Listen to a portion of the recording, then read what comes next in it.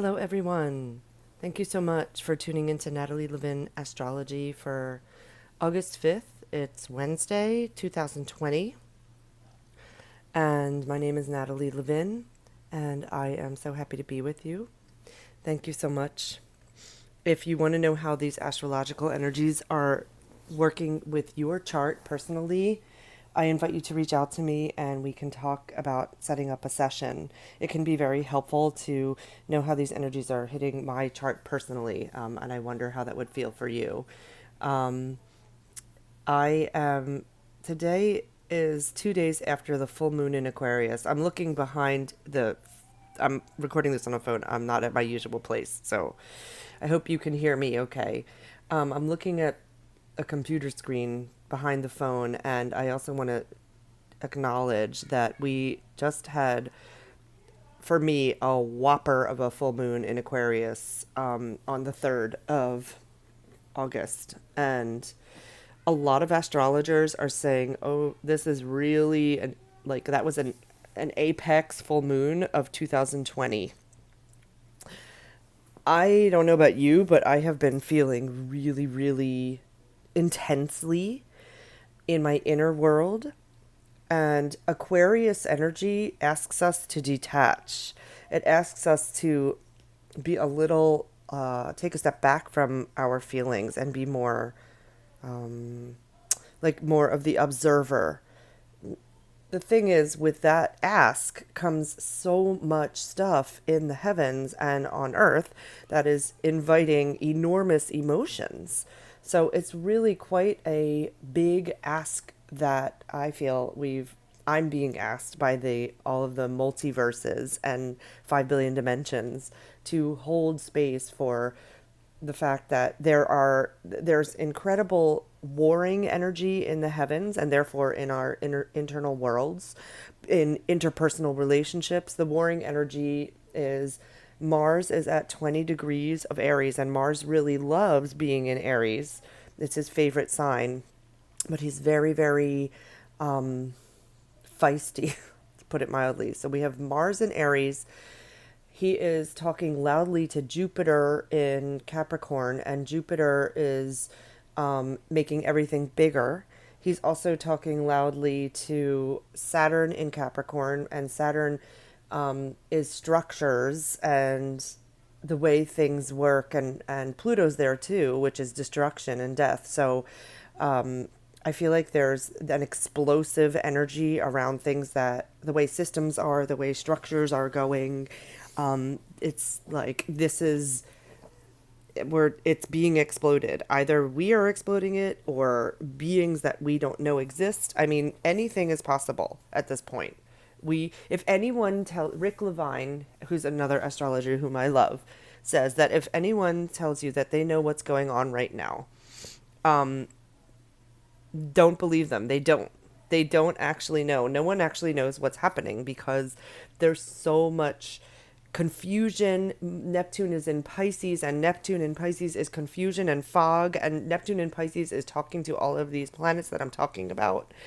Um, so it's really an interesting time to be trying to navigate what the heck, how to do our daily lives and have all this Neptunian energy. I am feeling it too. I have a 4.5-year-old, and I don't know what it will look like for him in the fall. I actually am what taking it's really in 12 step we talk about life on life's terms, and this is life on life's terms is okay. There might not be school. I don't want to send him to school if like it's going to be dystopian Hunger Gamesy. So what can I do to create a school of some sort, even with like 2 or 3 children in my house, play based, and it's really a lot. I think that there will be a slight touch of ease in terms of our feeling spaces because Mercury has been in Cancer for like 2 months, and Cancer is so emotional and sensitive, but he just moved into Leo, which I feel like will dry things up a little in terms of how many tears can come. Um,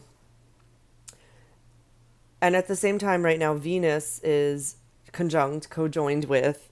Venus is how we think about money, how we think about what we value, how we think about being in relationship. She's talking to the North Node in Gemini very loudly. So collectively, I feel like we're being asked to reevaluate what is it like to be in a romantic partnership, or what is our relationship with money? Do we need more information? Data, Gemini. Do we need more information to figure out how we want to work with money? Money is what we call what we value in this society, but it can be anything. Like, I value good food.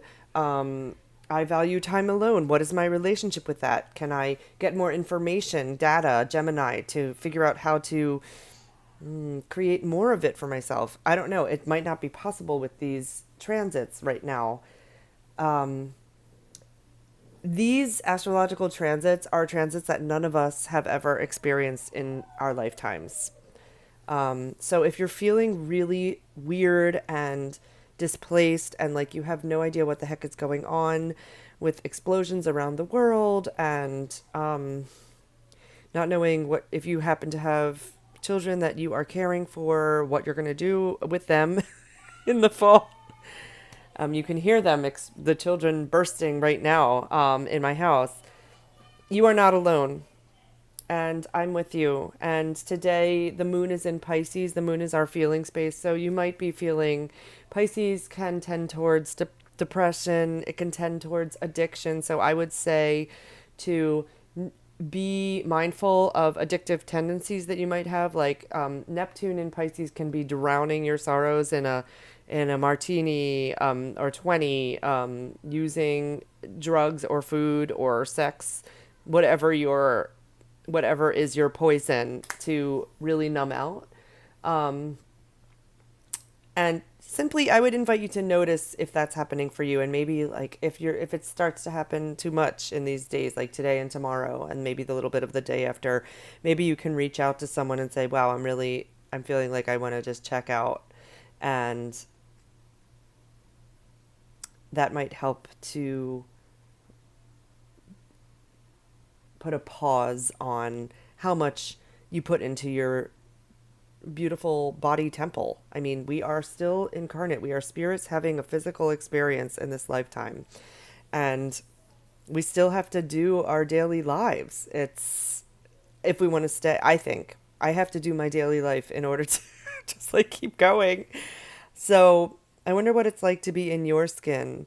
Um, Pisces also, the moon in Pisces, that's our inner world, is also connection to spirit and goddess and God and angels and music and art and dancing and delight. And so maybe you can touch into some of that. I don't know. Can you draw a picture? I'm thinking of you all so much. I do know some of you reached out to me for appointments, and I'm going to get back to you. I'm going to do a little work today. And I love you, and you are not alone. And I'm with you. And thank you so much for choosing to incarnate with me. Okay, bye bye.